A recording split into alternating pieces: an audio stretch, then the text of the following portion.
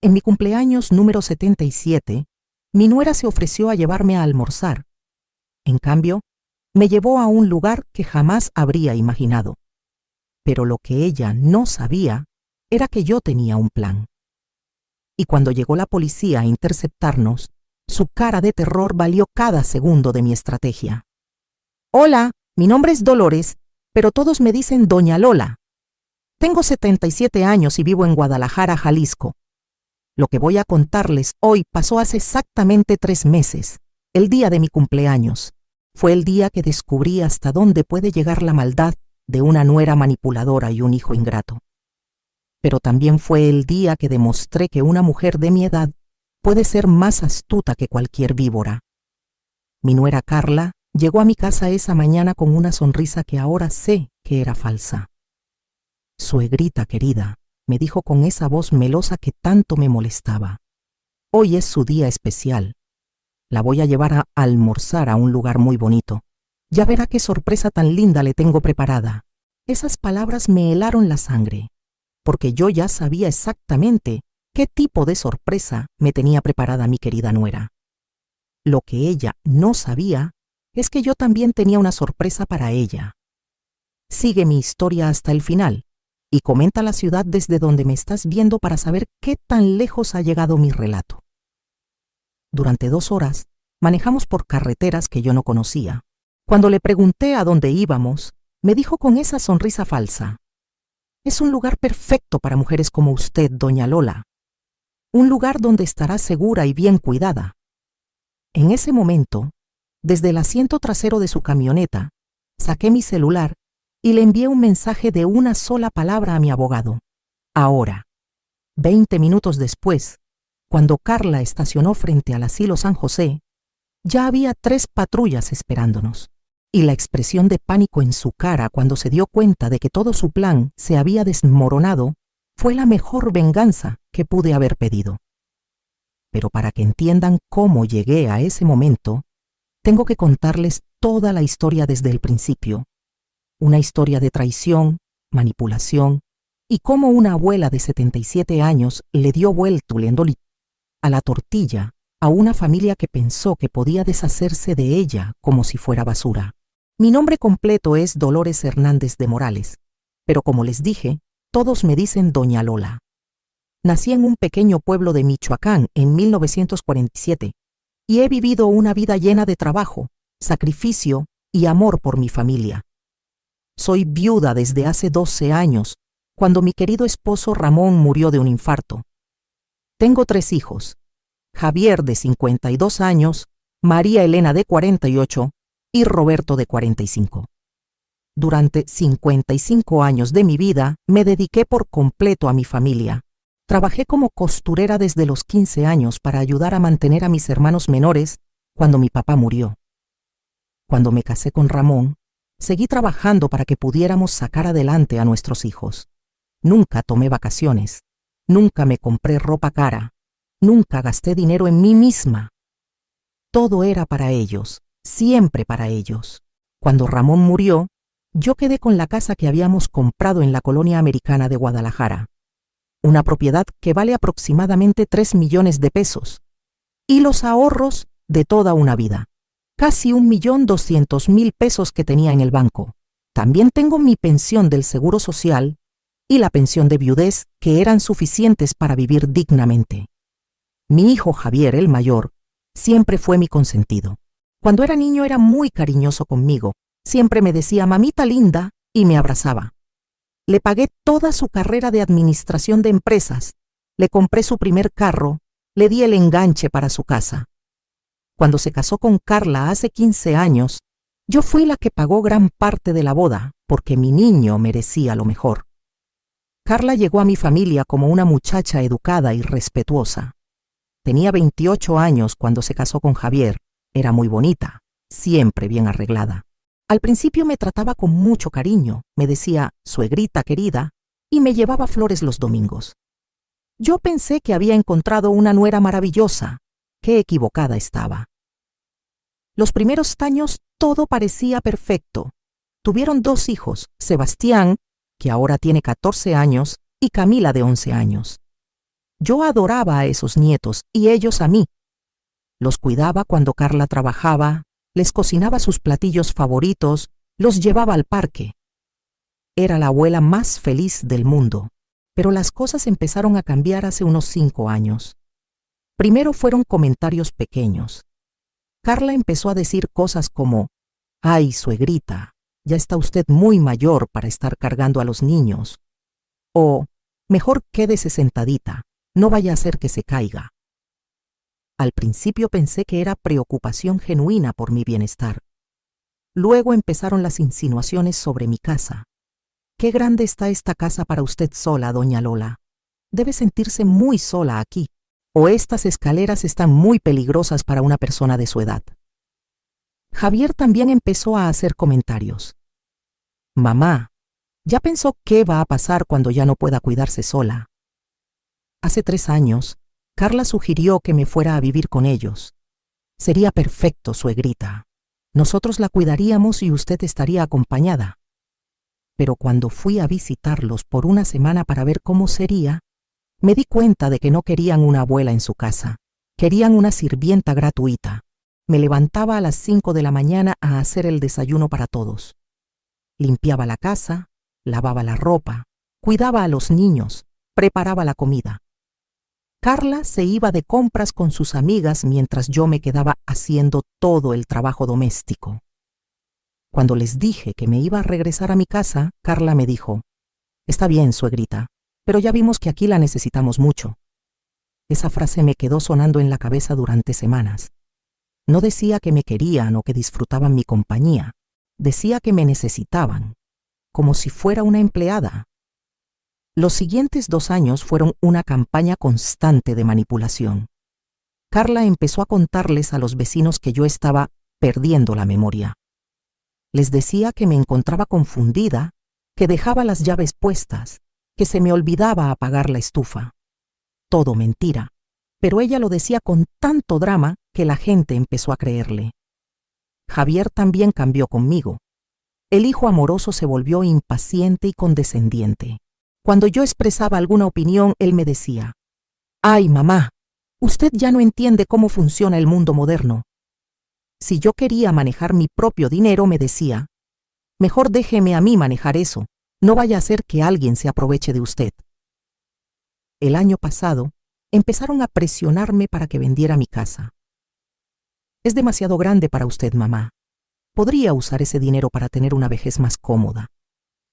Pero cuando les pregunté qué querían decir con más cómoda, las respuestas eran vagas. Hablaban de opciones y lugares especializados para personas de su edad. Hace 6 meses llegó el punto de quiebre. Carla trajo a un agente inmobiliario a mi casa sin mi permiso. «Solo para que le dé una evaluación, suegrita. No está obligada a vender». Ese día supe que algo muy malo se estaba cocinando, porque el agente no había venido a evaluar mi casa, había venido a verla para saber cuánto valdría cuando ellos la pusieran en venta. Esa noche no pude dormir. Por primera vez en mi vida, me di cuenta de que mi propio hijo y mi nuera me veían como un estorbo, no como una persona con derechos, sino como un problema que resolver. Y la solución que tenían en mente no iba a ser de mi agrado. Fue que entonces, cuando decidí que si ellos podían hacer planes a mis espaldas, yo también podía hacer los míos. Pero lo que ellos no sabían es que una mujer que ha sobrevivido 77 años en este mundo ha aprendido a ser más astuta de lo que cualquiera se imagina. Lo que pasó en los siguientes meses me abrió los ojos completamente sobre el tipo de personas en las que se habían convertido mi hijo y mi nuera.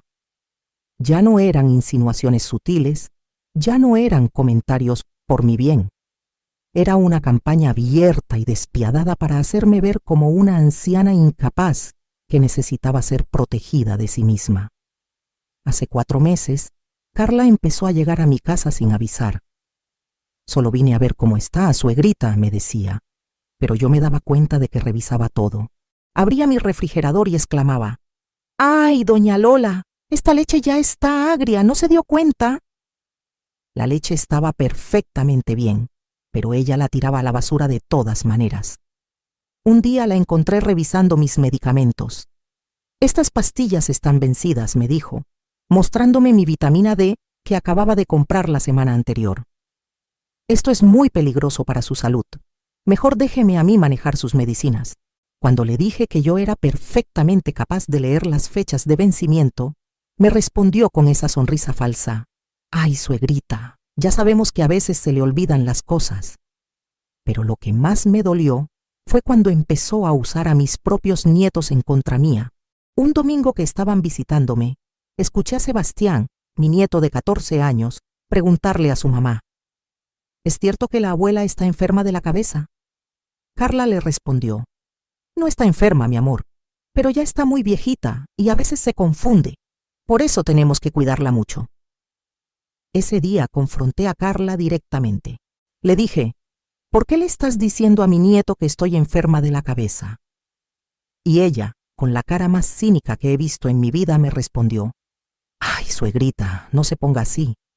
Los niños tienen que entender por qué a veces usted dice cosas raras o se olvida de las cosas. ¿Qué cosas raras digo? ¿De qué me olvido?, le pregunté.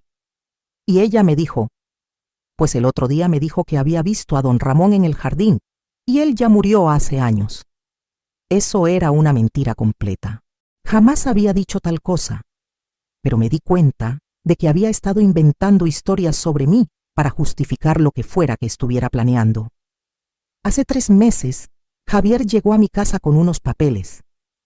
Mamá, necesito que firme esto. Es para actualizar su testamento y asegurar que todo esté en orden. Cuando le pregunté qué decían exactamente los papeles, me dijo: Son cosas legales complicadas, mamá. Solo confíe en mí. Esa frase me hizo saltar todas las alarmas. Solo confíe en mí, como si yo fuera una niña que no puede entender sus propios asuntos. Le dije que quería que mi abogado revisara los papeles primero, y Javier se molestó mucho. ¿Para qué necesita un abogado, mamá? ¿No confía en su propio hijo? Ahí fue cuando supe que estaba en problemas reales, porque la única razón por la que alguien no quiere que revises un documento legal es porque ese documento no te conviene. 2 semanas después, Carla llegó con una sorpresa. Suegrita, contraté a una muchacha para que venga a limpiarle la casa. Se llama Rosa y va a venir todos los días. Cuando le dije que yo no necesitaba ninguna empleada y que no quería extraños en mi casa, me dijo: Ay, no sea orgullosa. A su edad ya no puede hacer todo el trabajo pesado. Pero Rosa no era una empleada normal. Era una espía. La primera semana que vino, yo me di cuenta de que me estaba vigilando constantemente. Me preguntaba qué había desayunado, si había tomado mis medicinas, si había salido de la casa. Y al final del día, la escuché hablando por teléfono. Señora Carla, sí, aquí estuvo todo el día. No, no salió para nada. Sí, se ve bien, pero a veces habla sola. Yo no hablaba sola. Lo que hacía era rezar el rosario en voz baja mientras cocinaba, algo que había hecho toda mi vida. Pero Rosa reportaba eso como si fuera una señal de demencia. Una tarde, Rosa accidentalmente tiró mi florero favorito, el que me había regalado Ramón en nuestro 20º aniversario. Cuando se rompió, ella exclamó: ¡Ay, doña Lola! ¿Por qué puso el florero ahí? ¡Qué peligroso! Pero yo no había movido ese florero de su lugar en más de 10 años. Ella lo había tirado a propósito para crear una evidencia de que yo era descuidada. Esa misma semana, encontré que alguien había movido cosas en mi casa. Mi álbum de fotos estaba en un lugar diferente. Mis documentos importantes habían sido reorganizados. Cuando le pregunté a Rosa si había movido algo, me dijo: No, doña Lola, usted debe haber movido esas cosas y se olvidó. Era una gaslighting perfecto. Me estaban haciendo dudar de mi propia memoria, de mi propia percepción de la realidad. Pero yo sabía exactamente lo que estaba pasando porque había visto películas sobre esto. Estaban construyendo un caso para demostrar que yo era incompetente. El mes pasado llegó el golpe más bajo. Carla organizó una reunión familiar en mi casa. Vinieron mis 3 hijos, mis 2 nueras y algunos de mis nietos mayores. Pensé que era una reunión normal, tal vez para planear algo bonito, pero resultó ser una intervención. Javier empezó hablando. Mamá, todos estamos preocupados por usted. Hemos notado que últimamente está muy confundida. María Elena, mi hija, agregó. Sí, mami. La otra vez me llamó 3 veces para preguntarme la misma cosa. Eso era mentira. Yo había llamado a María Elena una sola vez para preguntarle sobre el cumpleaños de mi nieta. Pero ahí estaba, frente a toda la familia, siendo acusada de tener problemas de memoria. Carla tomó la palabra. Suegrita, sabemos que es difícil aceptarlo, pero ya no es seguro que viva sola. ¿Qué pasaría si se cae y no hay nadie para ayudarla? ¿O si se olvida de apagar la estufa? Roberto, mi hijo menor, que siempre había sido el más callado, dijo, Mamá, solo queremos lo mejor para usted. ¿Y qué es lo mejor para mí?, les pregunté. Carla respondió, Bueno, hemos estado investigando algunas opciones.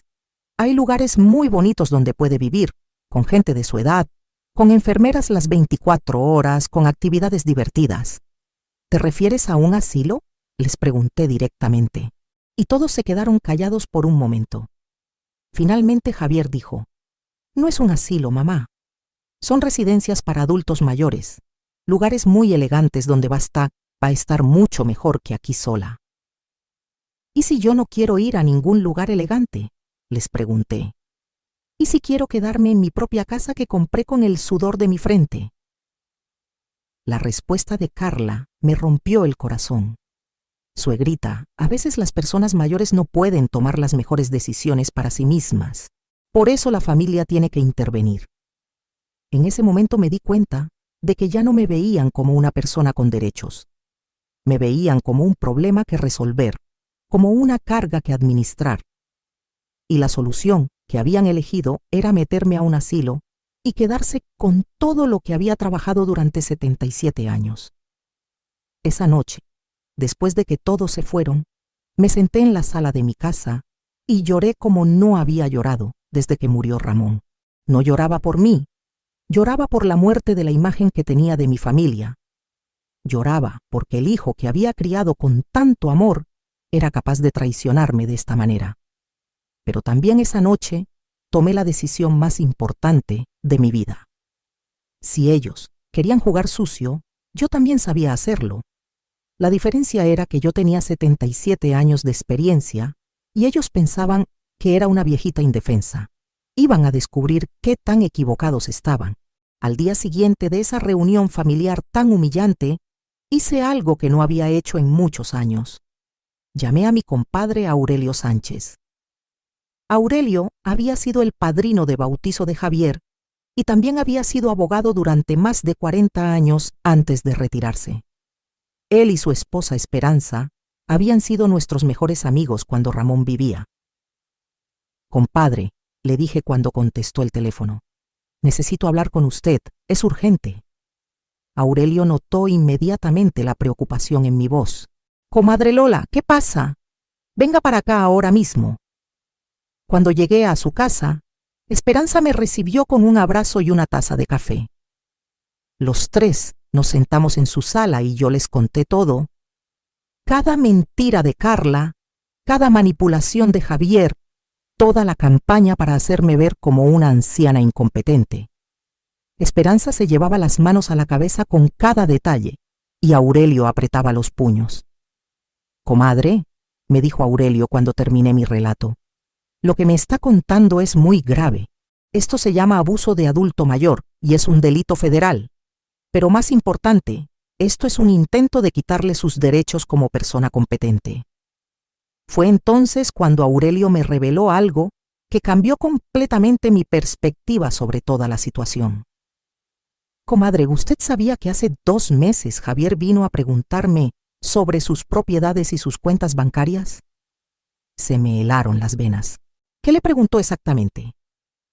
Me preguntó si yo manejaba sus asuntos legales, cuánto valía su casa, si usted tenía testamento y si había manera de que él pudiera tomar control de sus finanzas por incapacidad mental. Le dije que tendría que hablar con usted directamente y él me dijo que no era necesario porque usted ya no entendía esas cosas. En ese momento me di cuenta de la magnitud real de la conspiración. No solo querían meterme a un asilo, querían control total sobre mi dinero y mis propiedades. Querían que yo desapareciera legal y financieramente. Pero compadre, le dije, yo no tengo demencia, no estoy loca, no soy incompetente. ¿Cómo pueden hacer eso? No pueden, me respondió Aurelio con una sonrisa. Pero van a intentarlo. Y para intentarlo necesitan construir un caso. Por eso han estado documentando supuestos episodios de confusión. Por eso trajeron a Rosa para vigilarla. Por eso querían que firmara esos papeles sin leerlos. Esperanza agregó: Lola, querida, ellos están preparando el terreno para pedir tu interdicción legal. Es un proceso donde un juez determina que una persona no puede manejar sus propios asuntos. ¿Y qué puedo hacer?, les pregunté. Aurelio se levantó y fue a su estudio. Regresó con una carpeta gruesa. Comadre, usted puede hacer mucho más de lo que ellos creen, porque resulta que usted tiene más poder del que imagina. Fue entonces cuando Aurelio me mostró algo que había olvidado completamente. Cuando Ramón murió, él había puesto todas nuestras propiedades en un fideicomiso para protegerme de exactamente esta situación. Pero no solo eso, Ramón había sido mucho más astuto de lo que yo recordaba. Comadre, ¿usted sabía que su esposo compró 2 propiedades más antes de morir? Una casa en Puerto Vallarta y un terreno en Chapala, que ahora vale una fortuna. Todo está a su nombre, pero en fideicomisos que sus hijos no conocen. Me quedé con la boca abierta. ¿2 propiedades más? Sí, y eso no es todo. Ramón también tenía una póliza de seguro de vida que él puso en un fideicomiso separado. El dinero ha estado generando intereses durante 12 años. Usted no solo tiene 1.200.000 pesos, comadre. Usted tiene más de 5 millones de pesos en activos. No lo podía creer. Mi Ramón, siempre tan previsor, había protegido nuestro futuro de una manera que yo ni siquiera sabía. Pero Aurelio no había terminado. Y hay algo más, comadre. Ramón me dejó instrucciones muy específicas. Si alguna vez alguien intentaba aprovecharse de usted o quitarle sus derechos, yo tenía autorización para tomar medidas legales inmediatas en su nombre. En ese momento Esperanza me tomó de las manos. Lola, querida, tú no eres la víctima indefensa que ellos creen. Tú tienes recursos, tienes aliados y tienes derechos. Pero más importante, tienes la experiencia de 77 años para saber cómo manejar esta situación. Aurelio abrió su laptop y me mostró algo más. Comadre, durante las últimas semanas he estado investigando a su nuera. Carla Sánchez, de soltera, no es exactamente la mujer honesta que aparenta ser. En la pantalla aparecieron varios documentos. Su nuera tiene deudas por más de 300.000 pesos en tarjetas de crédito. Ha solicitado préstamos usando como garantía la casa de ustedes. Préstamos que fueron rechazados porque ella no es propietaria. Y lo más interesante, ha estado consultando con un abogado especialista en herencias. ¿Cómo consiguió toda esta información?, le pregunté sorprendida. Comadre, yo tengo 45 años de ser abogado. Tengo contactos en todos lados. Y cuando alguien trata de estafar a mi comadre, yo me pongo las pilas. Esperanza agregó: Lola, tu nuera está desesperada por dinero. Por eso está empujando tanto para que vendan tu casa y te metan a un asilo. Ella necesita ese dinero para pagar sus deudas. En ese momento sentí como si hubiera despertado de una pesadilla para descubrir que tenía superpoderes. No era la anciana vulnerable que ellos pensaban. Era una mujer con recursos, con aliados poderosos y con la ley de su lado. Compadre, le dije a Aurelio, ¿qué hacemos? Aurelio sonrió de una manera que no había visto desde los tiempos cuando jugaba póker con Ramón. Comadre, vamos a tender una trampa. Pero primero, usted tiene que prometerme que va a seguir mis instrucciones al pie de la letra, sin importar qué tan extrañas le parezcan. Se lo prometo. Muy bien. Lo primero que vamos a hacer es conseguir evidencia de que ellos están planeando internarla en contra de su voluntad. Y para eso, comadre, usted va a tener que actuar como la viejita indefensa que ellos creen que es. Ese día, Aurelio, Esperanza y yo planeamos la contraofensiva más elaborada de mi vida. Y lo mejor de todo era que Javier y Carla iban a caminar directo hacia la trampa, pensando que eran ellos los que me estaban manipulando. Durante las siguientes 3 semanas, me convertí en la mejor actriz de mi vida. Aurelio me había explicado exactamente lo que necesitábamos para tener un caso sólido contra ellos. Evidencia clara de que estaban conspirando para quitarme mis derechos y mis propiedades en contra de mi voluntad. Comadre, me había dicho Aurelio, ellos van a mostrar su verdadera cara cuando crean que usted está completamente indefensa. Necesitamos que los grabe confesando sus planes. Para eso, Esperanza me consiguió una grabadora digital pequeñita que cabía en mi bolso. También me instalaron una aplicación en mi celular que grababa conversaciones automáticamente. Yo, que apenas sabía usar WhatsApp, me volví toda una espía tecnológica. La primera parte del plan era muy simple: actuar más confundida de lo normal para que ellos aceleraran sus planes. Empecé a llamar a Javier con preguntas que ya sabía las respuestas. Hijo, ¿cuál es tu dirección? Se me olvidó. O, ¿cómo se llamaba tu papá? Tengo la mente en blanco. Carla estaba encantada con mi supuesta confusión. Una tarde que vino a visitarme le pregunté: ¿tú quién eres, niña? ¿Eres la nueva muchacha que me va a cuidar? La cara de satisfacción que puso fue asquerosa. Inmediatamente sacó su teléfono y le mandó un mensaje a alguien. Yo fingí no darme cuenta, pero estaba grabando todo. Esa misma tarde, escuché cuando llamó a Javier. Amor, tu mamá está empeorando mucho. Hoy no me reconoció para nada. Creo que ya es tiempo de acelerar los planes. Javier le respondió: ¿estás segura? No queremos que parezca que la estamos forzando. Y Carla le dijo: créeme, amor, en el estado en que está, nadie va a pensar que la estamos forzando. Esa conversación quedó grabada completa en mi teléfono. Aurelio casi salta de alegría cuando se la enseñé. Comadre, esto es oro puro. Acabamos de probar que están conspirando y que saben exactamente lo que están haciendo. La segunda parte del plan era más elaborada. Aurelio me pidió que fingiera tener un episodio grave para que ellos mostraran sus verdaderas intenciones. Una mañana, cuando Carla llegó con Rosa, me senté en mi sala y empecé a hablar como si Ramón estuviera ahí. Ramón, mi amor, ¿ya llegaste del trabajo? Te preparé tu café como te gusta. Carla y Rosa se miraron con complicidad. Suegrita, me dijo Carla con voz melosa, don Ramón ya no está aquí. ¿Se acuerda? ¿Cómo que no está? Si acaba de entrar, les respondí señalando la silla vacía. Ramón, diles que acabas de llegar. Rosa inmediatamente le mandó un mensaje a Carla, que estaba parada junto a ella. Pude leer el mensaje. ¿Ya le marcó al doctor? Esto está muy feo. Carla le respondió por mensaje: sí, ya tengo cita para mañana. Con este episodio ya tenemos justificación. Esa tarde, Javier llegó a mi casa más nervioso de lo normal. Mamá, Carla me contó lo que pasó hoy. Estamos muy preocupados por usted. Yo seguí con mi actuación.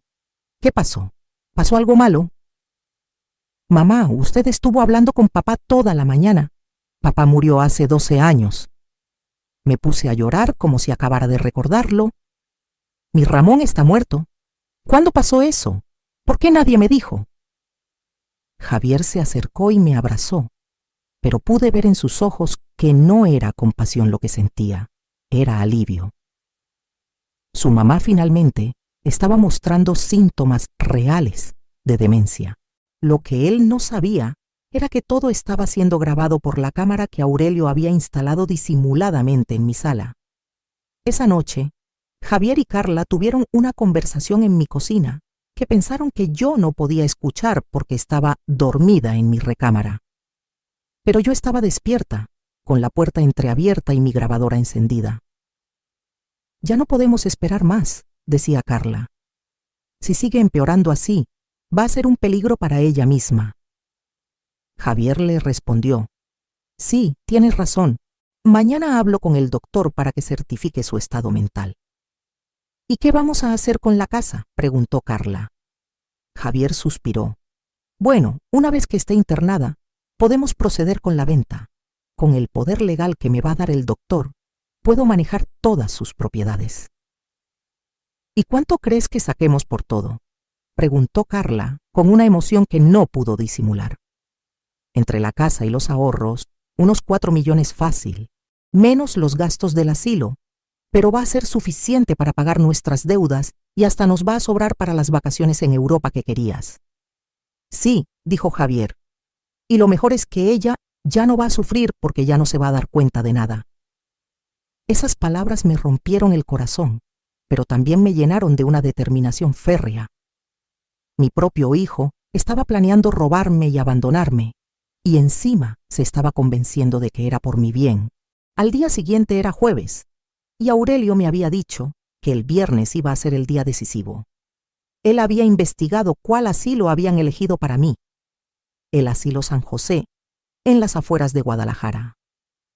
Un lugar donde, según Aurelio, muchas familias mandaban a sus ancianos problemáticos para olvidarse de ellos. Comadre, me dijo Aurelio por teléfono esa mañana, todo está listo. Mañana, cuando ellos ejecuten su plan, nosotros vamos a ejecutar el nuestro. ¿Estás segura de que puedes seguir actuando hasta el final? Compadre, le respondí, he estado actuando toda mi vida que era una mujer débil para no herir el ego de los hombres de mi familia. Actuar un día más no me va a costar nada. Esa tarde, Carla llegó con una actitud diferente. Estaba nerviosa pero emocionada. Suegrita, me dijo, mañana es su cumpleaños. ¿Qué le parece si la llevo a almorzar a un lugar muy bonito? Mañana es mi cumpleaños, le pregunté fingiendo confusión. ¿Cuántos años voy a cumplir? Va a cumplir 77 años, suegrita. Y va a ser un día muy especial, ya verá. Esa noche no pude dormir de la emoción. No era miedo lo que sentía, era anticipación. Después de semanas de ser humillada, manipulada y tratada como una inválida mental, mañana iba a ser mi turno de demostrarles de qué estaba hecha una mujer de 77 años que había sobrevivido todo lo que la vida le había puesto enfrente. Aurelio me había explicado el plan completo. Cuando Carla me llevara al asilo, él ya habría alertado a la policía sobre un posible secuestro y abuso de adulto mayor. Cuando ellos llegaran al asilo, los policías estarían esperando con una orden judicial para detener el internamiento forzoso. Pero, comadre, me había advertido Aurelio, tiene que dejar que la lleven hasta el mismo asilo. Si actúa antes, ellos pueden decir que solo era un paseo y que usted malinterpretó las cosas. No se preocupe, compadre, voy a esperar hasta el último segundo. Esa noche revisé mi bolso 3 veces. Tenía mi celular completamente cargado, mi grabadora con batería nueva y una copia de todos los documentos que Aurelio había preparado. También tenía algo más, una carta que había escrito para Javier, explicándole exactamente lo que pensaba de él como hijo y como hombre. Pero lo que más me emocionaba era saber que mañana no iba a ser el día que perdiera mi libertad. Iba a ser el día que la recuperara completamente. Si estás viviendo algo similar con tu familia, si sientes que no te respetan o que te ven como una carga, quiero que sepas que no estás sola. Hay recursos, hay leyes que nos protegen y hay gente buena dispuesta a ayudar. Solo tienes que ser más astuta que ellos. El viernes 15 de marzo, día de mi cumpleaños número 77, me desperté a las 5 de la mañana. No porque tuviera que hacer nada especial, sino porque la adrenalina no me dejaba dormir. Después de tantas semanas de humillaciones y manipulación, finalmente había llegado el día de mi venganza. Me bañé, me puse mi vestido azul favorito, el que Ramón siempre decía que me hacía ver elegante, y desayuné con calma. A las 10 de la mañana, Carla llegó a mi casa con esa sonrisa falsa que ya conocía tan bien. «Feliz cumpleaños, suegrita querida», me dijo, dándome un abrazo que se sintió como el abrazo de Judas. «¿Ya está lista para su día especial?» «¿A dónde vamos a ir, niña?», le pregunté, fingiendo esa confusión que también había perfeccionado en las últimas semanas. Es una sorpresa, suegrita, pero le va a encantar. Es un lugar muy bonito donde va a conocer gente de su edad. Subimos a su camioneta blanca. Carla manejaba con una tranquilidad que me daba náuseas. Cada kilómetro que avanzábamos, ella parecía más relajada, más segura de que su plan estaba funcionando a la perfección. Lo que no sabía era que su celular había estado enviando nuestra ubicación en tiempo real a Aurelio desde el momento en que salimos de mi casa. Durante la primera hora de viaje, Carla intentó hacer conversación casual. ¿Se acuerda de cuando Javier era pequeño, suegrita? Me preguntaba cosas sobre el pasado, supuestamente para mantenerme tranquila, pero yo sabía que era para confirmar si realmente tenía problemas de memoria. No sé de quién me hablas, niña, le respondí. Javier es tu novio. La sonrisa de satisfacción en su cara me revolvió el estómago. Inmediatamente le mandó un mensaje de texto a alguien mientras manejaba. Yo alcancé a leer. Perfecto, ya ni sabe quién es Javier. Después de hora y media de viaje, empecé a hacer preguntas más directas. ¿A dónde me llevas? Esta no es la carretera al centro. No se preocupe, suegrita, confíe en mí. ¿Pero a dónde vamos? Quiero regresar a mi casa. Por primera vez en todo el viaje, Carla mostró una pizca de su verdadera personalidad. Su voz se volvió más fría, más impaciente. Suegrita, ya le dije que es una sorpresa, deje de preguntar. Pero es que no conozco este lugar. ¿Y si nos perdemos? ¡No nos vamos a perder!, me gritó. Inmediatamente se controló y volvió a su tono meloso. Perdón, suegrita, es que estoy un poco estresada por el tráfico. Ahí estaba. El primer crack en su fachada. La grabé diciendo esas palabras exactas. A las 2 horas de viaje, cuando ya estábamos en las afueras de Guadalajara, en una zona que yo no conocía, Carla hizo una llamada. Sí, ya vamos llegando. ¿Todo está listo? Perfecto. Sí, ella está muy tranquila, no sospecha nada. En ese momento fingí estar dormida para escuchar mejor. Carla siguió hablando. No, no va a dar problemas. Está en un estado muy avanzado de demencia. El doctor ya tiene todos los papeles listos. Hubo una pausa. Sí, ya hablé con Javier. Él va a venir mañana a firmar todo. Con la casa vendida y ella internada, finalmente vamos a poder respirar. Esas palabras las grabé completas. Acababa de confesar que todo era un plan premeditado y que había un doctor cómplice esperándonos. Cuando llegamos al asilo San José, mi corazón se aceleró. Era un edificio gris, sin jardines, con rejas en las ventanas. Se veía exactamente como lo que era. Una prisión para ancianos que sus familias querían olvidar. Carla estacionó la camioneta y me despertó suavemente. Ya llegamos, suegrita. ¿Verdad que está bonito? Miré el edificio gris y le pregunté, ¿qué lugar es este? No me gusta. Es un lugar especial para señoras como usted. Va a estar muy bien cuidada aquí. No quiero entrar. Quiero irme a mi casa. Por segunda vez, la máscara de Carla se resbaló. Suegrita ya no puede vivir sola. Esto es lo mejor para usted, aunque no lo entienda ahora. ¿Me vas a dejar aquí? ¿Para siempre? No es para siempre, me mintió. Es solo hasta que se sienta mejor. En ese momento saqué mi celular y le mandé el mensaje que había estado esperando mandar durante semanas. Ahora. Carla vio que mandé un mensaje y se alarmó. ¿A quién le escribió, suegrita? A mi hijo Javier. Le dije que ya llegamos. Se relajó inmediatamente. Ah, qué bueno. Él va a estar muy contento de saber que ya está en un lugar seguro. Bajamos de la camioneta y Carla me tomó del brazo, no de manera cariñosa, sino firme, controladora. En la entrada del asilo nos esperaba una mujer con bata blanca y un hombre de traje.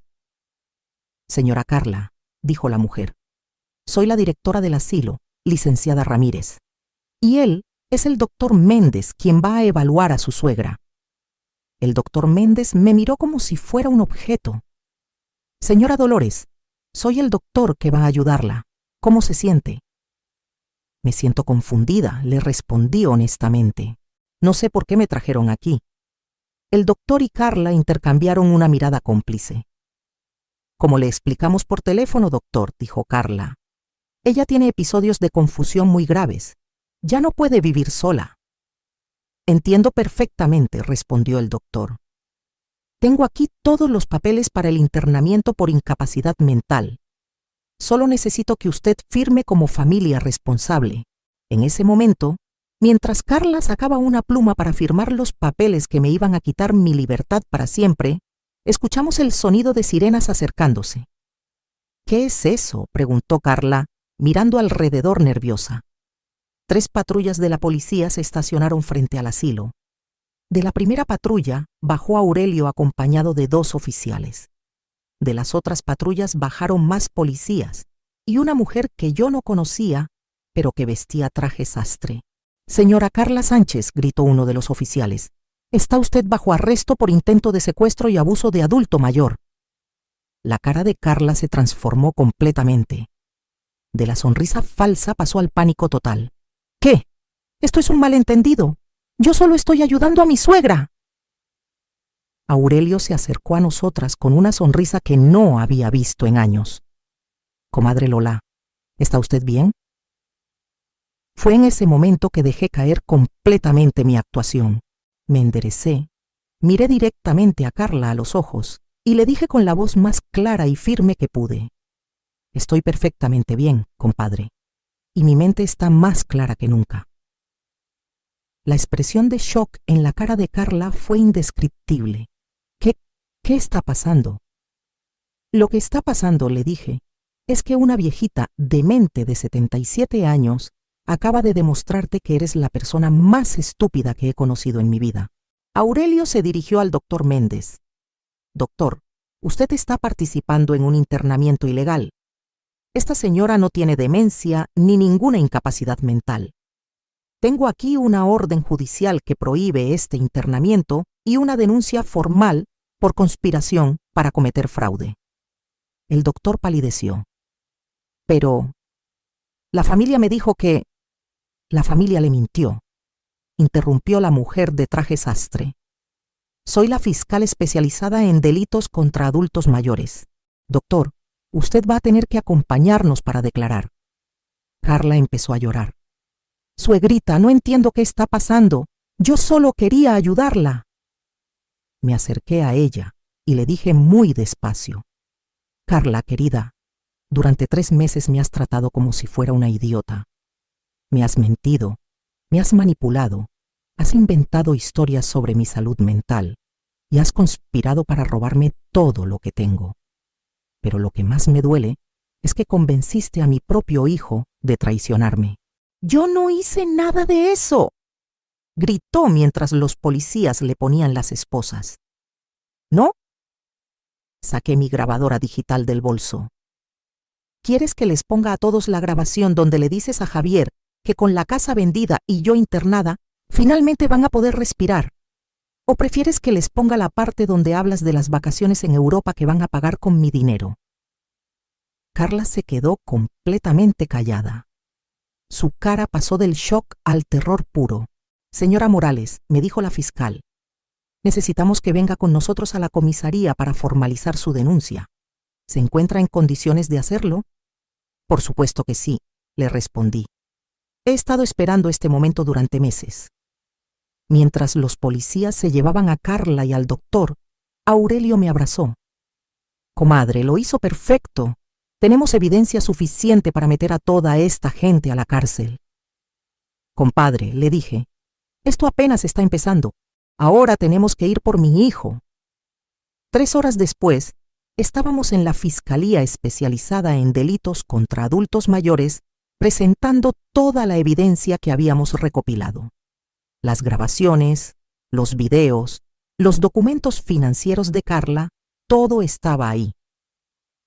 La fiscal, licenciada Patricia Vázquez, me dijo que era uno de los casos más sólidos que había visto en años.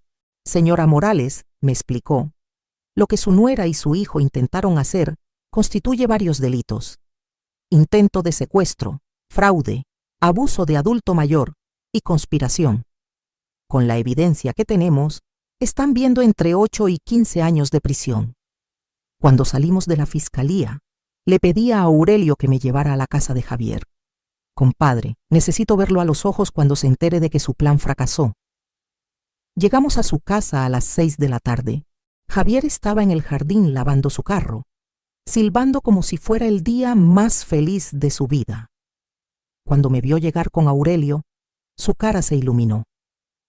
Mamá, ¿cómo le fue en su paseo con Carla?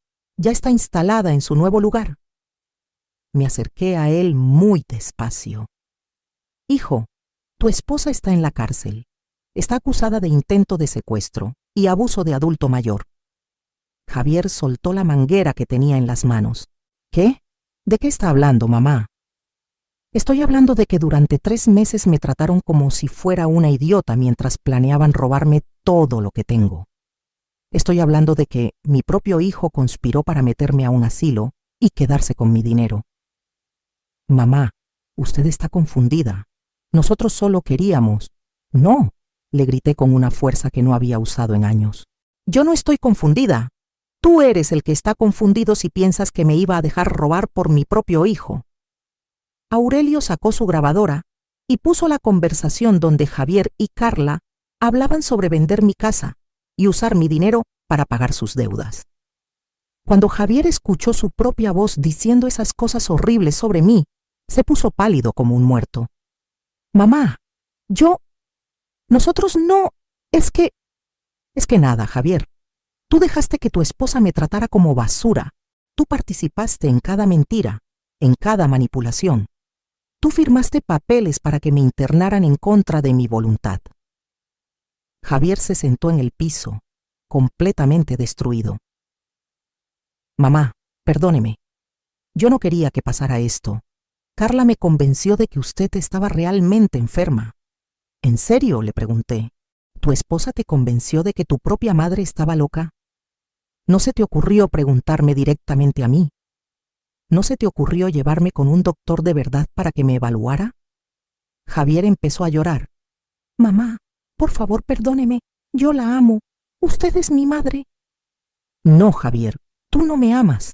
Si me amaras, jamás habrías permitido que tu esposa me humillara de esa manera. Si me amaras, habrías defendido mi dignidad en lugar de conspirar para robarme. Aurelio le entregó una copia de la denuncia penal. Javier, usted también está siendo acusado de conspiración y fraude. Tiene 48 horas para presentarse en la fiscalía con su abogado. Javier leyó los papeles con las manos temblorosas. ¿Me van a meter a la cárcel? Eso va a depender de muchas cosas, le respondí. Pero lo que sí te puedo asegurar es que nunca más vas a tener acceso a mi dinero, a mis propiedades o a mi vida. ¿Qué quiere decir eso, mamá? Quiere decir que te estoy desheredando completamente. Quiere decir que vas a tener que aprender a vivir sin robarle a tu madre. Y quiere decir que si quieres tener alguna relación conmigo en el futuro, vas a tener que ganártela, empezando por divorciarte de esa víbora que tienes por esposa. Esa noche, Aurelio y Esperanza me llevaron a cenar para celebrar. Por primera vez en meses, me sentía completamente libre, completamente dueña de mi vida. Ya no tenía que fingir que era débil, ya no tenía que tolerar faltas de respeto, ya no tenía que vivir con miedo de que mi propia familia me traicionara. Comadre, me dijo Aurelio levantando su copa de vino, usted acaba de demostrar que la experiencia y la astucia siempre van a vencer a la codicia y la estupidez. Al día siguiente empecé a hacer los cambios que había estado planeando durante semanas. Lo primero fue cambiar todas las cerraduras de mi casa e instalar un sistema de seguridad completo. Lo segundo fue actualizar mi testamento, dejando todo a María Elena y Roberto, mis otros 2 hijos que siempre me habían respetado, y a mis nietos que realmente me querían. Lo tercero fue algo que nunca había hecho en mi vida. Gasté dinero en mí misma. Me compré ropa nueva, me arreglé el cabello, me inscribí en clases de baile para adultos mayores. Por primera vez en 77 años, decidí vivir para mí. Una semana después del incidente, María Elena vino a visitarme desde Monterrey. Llegó preocupada porque Javier la había llamado llorando, diciéndole que yo me había vuelto loca y que había metido a Carla a la cárcel sin razón. «Mami», me dijo María Elena, «cuénteme qué pasó realmente». Le conté toda la historia, le enseñé todas las grabaciones, todos los documentos. Cuando terminé, María Elena tenía lágrimas en los ojos, pero no de tristeza, sino de orgullo. «Mami, no puedo creer lo que le hicieron, pero tampoco puedo creer lo inteligente que fue para defenderse. Estoy tan orgullosa de usted». «Hija», le dije, «durante toda mi vida permití que los hombres de mi familia tomaran las decisiones importantes porque pensé que eso era lo correcto. Pero a los 77 años finalmente aprendí que nadie me va a respetar más de lo que yo me respete a mí misma. Oberto, mi hijo menor, también vino de Tijuana esa semana. Él estaba furioso con Javier. «Mamá, yo siempre supe que Carla era una interesada, pero nunca pensé que Javier fuera capaz de esto». «Hijo», le respondí, «tu hermano se dejó envenenar por la codicia, pero la responsabilidad es de él, no solo de ella». 3 meses después del incidente, el caso fue a juicio. Carla fue sentenciada a 12 años de prisión por secuestro agravado, fraude y abuso de adulto mayor. El doctor Méndez perdió su licencia médica y también fue a prisión. Javier, por cooperar con la fiscalía y testificar contra Carla, solo recibió 3 años de libertad condicional y 500 horas de servicio comunitario. El día de la sentencia, Javier se acercó a mí en el tribunal. «Mamá, ¿algún día me va a perdonar?» «Javier», le dije, «el perdón es algo que se gana, no algo que se pide. Cuando demuestres que realmente has cambiado, cuando demuestres que entiendes el daño que me hiciste, entonces podemos hablar de perdón». Hoy, 6 meses después de mi cumpleaños número 77, estoy viviendo la mejor etapa de mi vida. Me mudé a una casa más pequeña, pero más bonita en Puerto Vallarta, en la playa que tanto amaba Ramón. Tengo empleada de confianza, pero por elección, no por necesidad. Mis nietos que realmente me quieren, vienen a visitarme durante las vacaciones. Sebastián y Camila, los hijos de Javier, al principio estaban confundidos por todo lo que había pasado, pero cuando les expliqué la verdad de manera apropiada para su edad, entendieron que su papá y su mamá habían hecho algo muy malo. «Abuela», me dijo Sebastián la última vez que vino, «mi mamá nos decía que usted estaba enferma de la cabeza, pero yo nunca lo creí. Usted siempre ha sido la persona más inteligente que conozco». Esas palabras me llenaron el corazón de alegría. Al menos mis nietos sabían la verdad. He aprendido a manejar computadora. Tengo cuenta de Facebook donde publico fotos de mis viajes y mis actividades. He viajado a lugares que siempre quise conocer: Oaxaca, Yucatán. Hasta fui a Estados Unidos a visitar a unos primos. Pero lo más importante es que he aprendido a decir no sin explicaciones. Cuando alguien me pide algo que no quiero dar, simplemente digo no. Cuando alguien me falta al respeto, inmediatamente pongo límites. Ya no tengo tiempo para gente tóxica en mi vida, sin importar si son familia o no. Javier me ha escrito varias cartas pidiendo perdón. Las leo todas, pero no he respondido ninguna. Todavía no veo un cambio real en él. Todavía no veo que entienda realmente lo que me hizo. Tal vez algún día, pero no va a ser porque me presione o porque otros me digan que ya es tiempo de perdonar. El perdón es un regalo que una da cuando quiere, no una obligación que tiene que cumplir. Mi mensaje para todas las mujeres que me están escuchando, especialmente las mujeres mayores, es este: nunca es demasiado tarde para defender tu dignidad. Nunca es demasiado tarde para decir hasta aquí. No importa si son tus hijos, tus nietos o cualquier otra persona, nadie tiene derecho a tratarte como si fueras menos de lo que eres. Ustedes tienen derechos, tienen valor y tienen el poder de cambiar su situación. Solo necesitan creer en ustedes mismas y rodearse de la gente correcta. A los 77 años, finalmente aprendí a vivir para mí, y si yo pude hacerlo, ustedes también pueden. ¿Qué harías en mi lugar? ¿Has pasado por algo similar con tu familia? ¿Conoces a alguien que esté viviendo esta situación? Comparte tu historia en los comentarios, porque cuando las mujeres compartimos nuestras experiencias, nos hacemos más fuertes. Y recuerda, respetarte a ti misma no es egoísmo, es supervivencia.